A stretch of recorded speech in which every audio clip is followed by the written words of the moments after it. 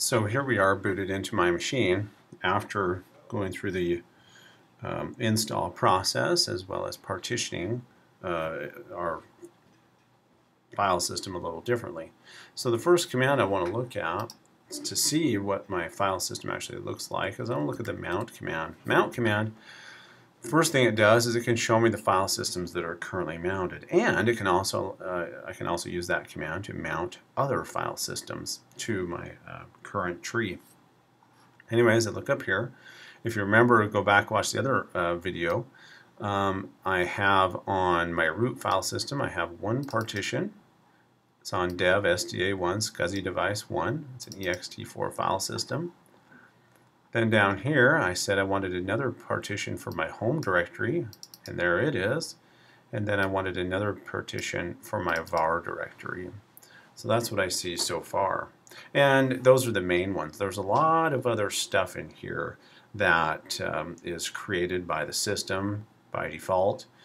Some of these are what are called virtual file systems, like proc and sys right here.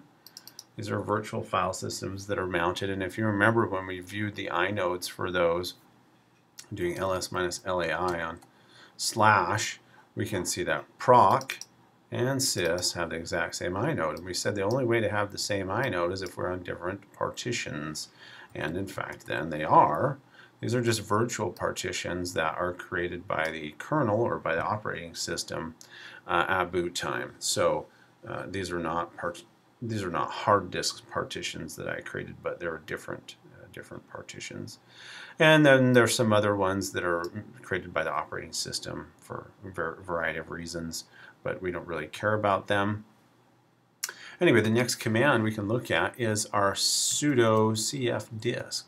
Cfdisk is similar to fdisk, except it gives us a little bit more pretty menu that we can figure out what partitioning I'm able to do. And this is interesting as we look at this, the way that it's laid out my hard drive. Once again, it's roughly a 20 gig hard drive, and we don't care about these options up here, but it flagged the first 1.05 megabytes as unusable. They must not have broken well along our block boundaries, and so it just marks that as unusable. Same thing as down here on this free space, another 1.05. But there's SDA1, which is my root partition, roughly 4 gigs. There's my home partition, roughly 6.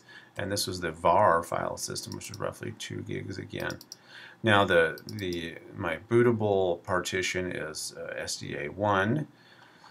Here's my swap space, SDA5. It is an extended partition. And then I come down and I have free space. So let's play with our free space there. And as I look down at my menu options down here, I can print, quit, new, write, so forth and so on.